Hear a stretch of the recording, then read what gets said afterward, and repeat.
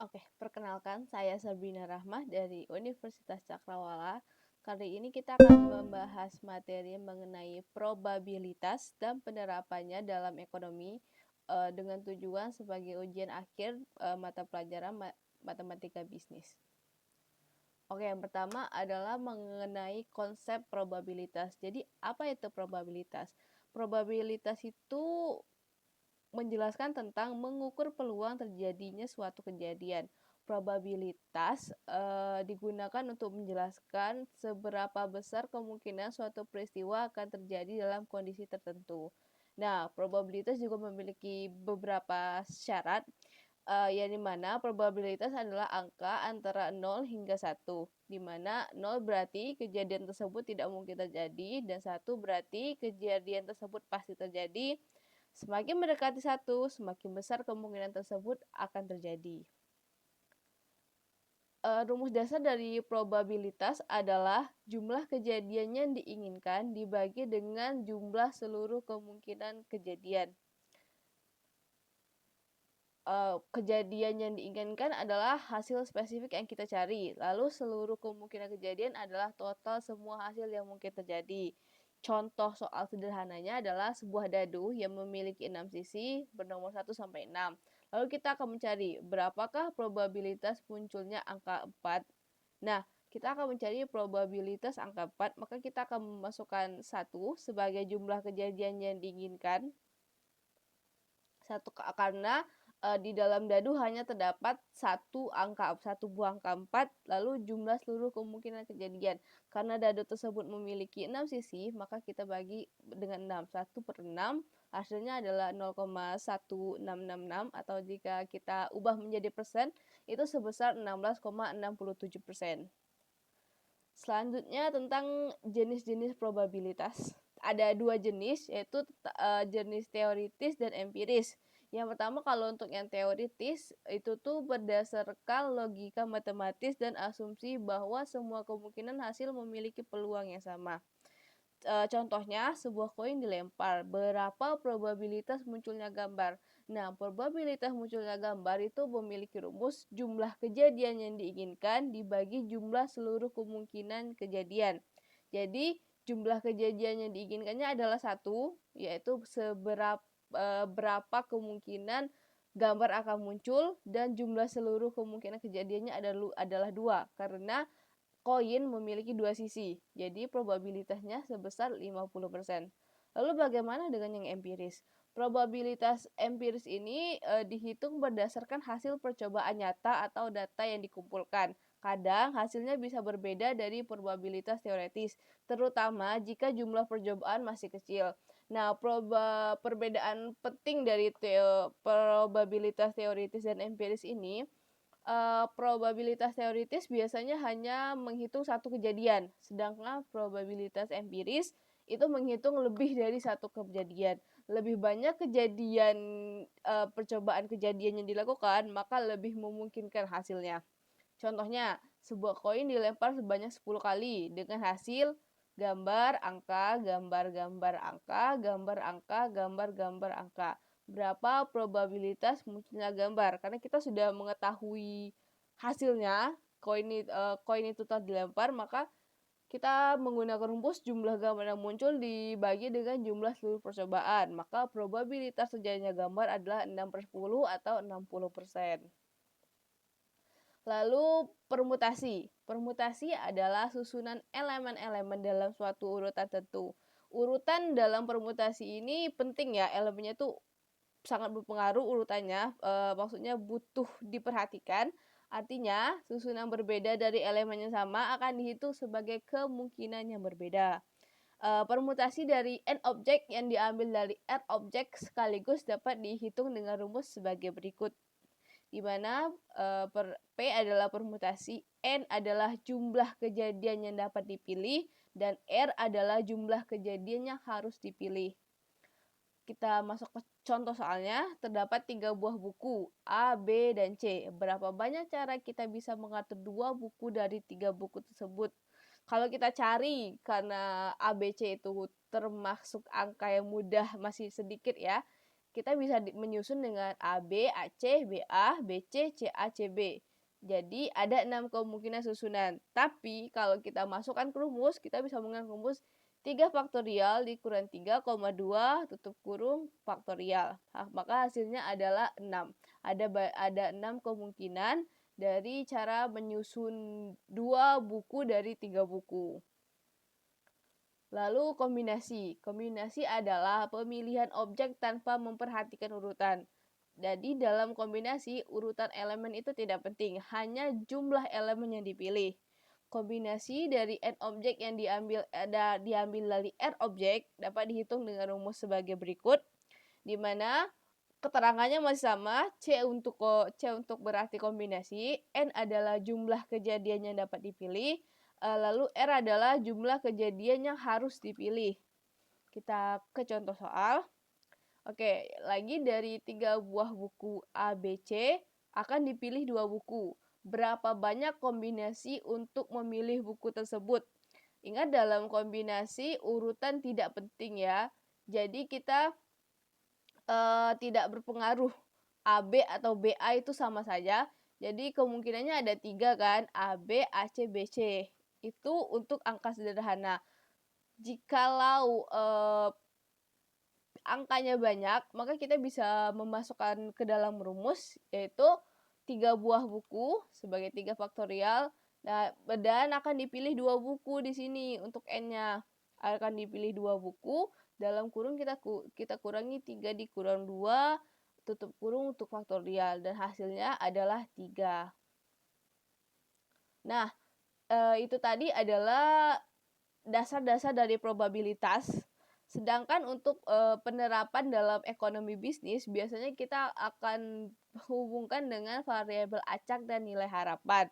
Adapun yang akan kita bahas adalah mengenai nilai harapan dan varians dari variabel acak discrete, portfolio expected return, dan portfolio risk. Yang pertama kita akan membahas tentang nilai harapan dan varians dari variabel acak discrete. Contoh nilai harapan, misalnya kita melempar dadu fair. Dadu fair itu dadu yang 6 sisian seperti biasa. Maka nilai X-nya adalah 1, 2, 3, 4, 5, 6 sesuai dengan jumlah sisi dadu tersebut. Lalu probabilitas dari dadu X itu adalah X indeks sama dengan 1/6. Jadi rata-rata pelemparan dadu dalam percobaan jangka panjang adalah 3,5 karena kita membagi setiap nilai-nilai dari X ini dengan probabilitasnya atau dengan kemungkinan yang terjadi. Jadi 1 dibagi 1/6 dengan probabilitasnya ya. 1 dikali 1/6 ditambah 2 dikali 1/6, begitu juga seterusnya hingga menghasilkan hasil 3,5. Nah, kalau dalam ekonomi bisnis, kita dapat menggunakan rumus tersebut dalam untuk soal seperti ini. Misalnya sebuah toko online mencatat banyak pesanan barang atau X dalam satuan yang masuk selama 1 minggu. Distribusi probabilitas banyaknya pesanan adalah sebagai berikut. Nah, beberapa pertanyaannya adalah seperti ini. Verifikasi apakah tabel probabilitas tersebut valid.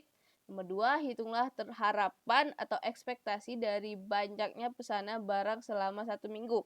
Yang ketiga adalah hitunglah varians atau var(x) dari standar deviasi dari distribusi tersebut.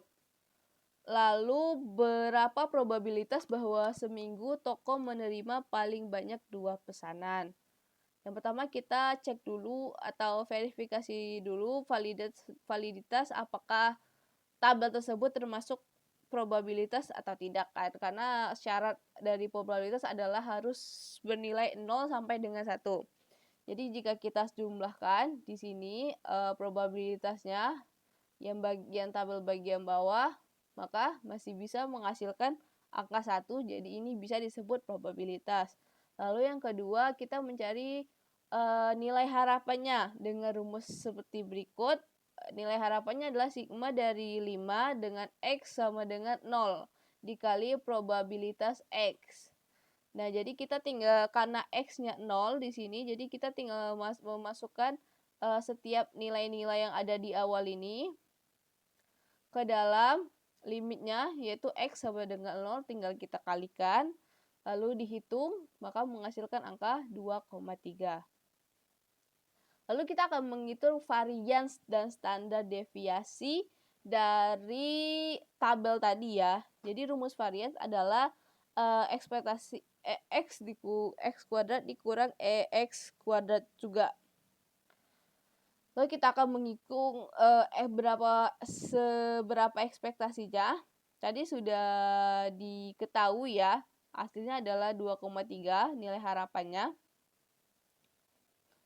Sama, setelah mengetahui nilai harapannya sebesar 2,3, itu kan kita menggunakan perkalian 2 ya. Perkalian 0 kan di sini dengan limit 0. Lalu kita akan lanjut memasukkan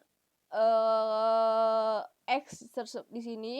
Kita taruh kuadrat, jadi setiap angka kita masukkan kuadrat, jadi 0 kuadrat, 1 kuadrat, 2 kuadrat, dan seterusnya. Lalu kita masukkan kembali ke dalam angka, kita hitung dan mendapatkan hasil 7,3 untuk varians X-nya. Nah, lalu untuk menghitung variansnya, kita sudah mendapatkan yang pertama tadi di nilai harapan sebesar 2,3. Lalu X kuadratnya juga kita udah dapat sebesar 7,3.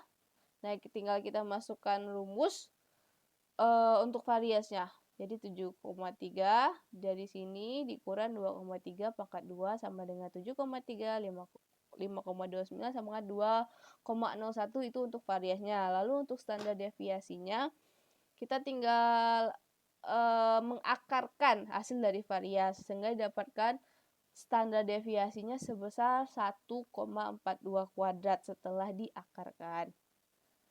Nah, lalu kita mencari probabilitas menerima paling banyak 2 pesanan. Nah, jika paling banyak menerima 2 pesanan, maka X berubah jadi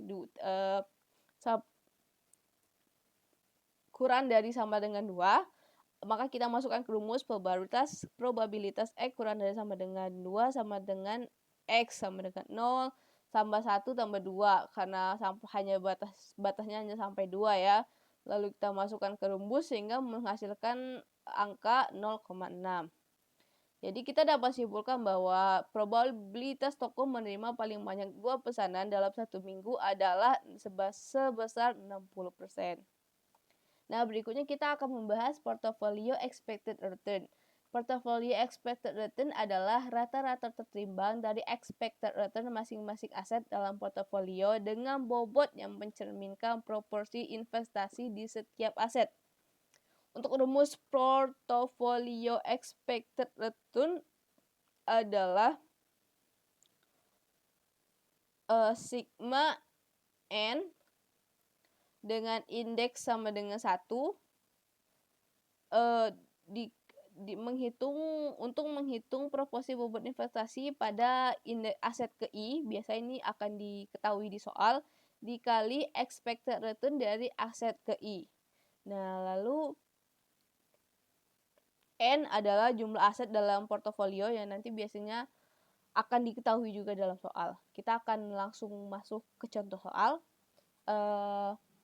Jadi intinya adalah untuk setiap expected return, nilai harapan dari return aset I dihitung dengan konsep probabilitas, di mana sigma return X aset I dikali dengan probabilitas aset I, di mana return investmentnya mungkin dari aset I pada skenario J, atau dari aset I dari aset yang diketahui dengan skenario yang juga telah diketahui, lalu probabilitas returnnya diketahui sebagai RIJ.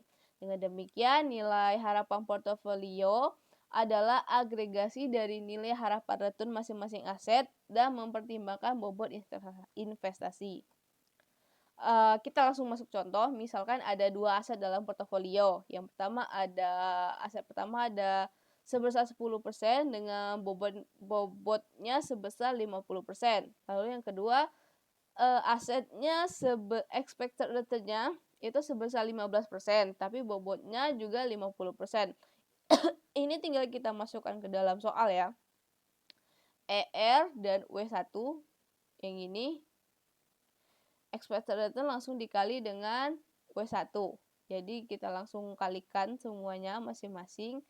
50% dikali 10%, 50% dikali 15%, hasilnya 0,125 atau 12,5%. Nah, lalu bagaimana dengan portofolio risk? Portofolio risk adalah bertujuan untuk mengukur seberapa besar volatilitas atau penyebaran return dari portofolio secara keseluruhan. Risiko portofolio dipengaruhi oleh varians return dan setiap aset dan hubungan antara aset-aset tersebut dan dinyatakan dalam korelasi atau covariance.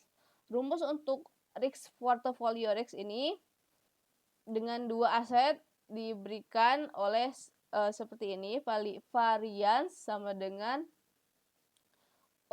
aset 1 ditambah varians return 1 dikali varians returnnya bertambah berapa ditambah aset kedua dikali varian returnnya kedua ditambah 2 dikali aset 1 dikali aset 2 dikali covariance dari return 1 dan return 2. Nah, jangan lupa pula untuk standar deviasi risiko portofolio itu rumusnya adalah akar dari varians ya, akar dari varians yang telah kita cari ya. Nanti di akhir biasanya. Nah, oke, kita akan mencari tahu jadi bagaimana hubungan kalau secara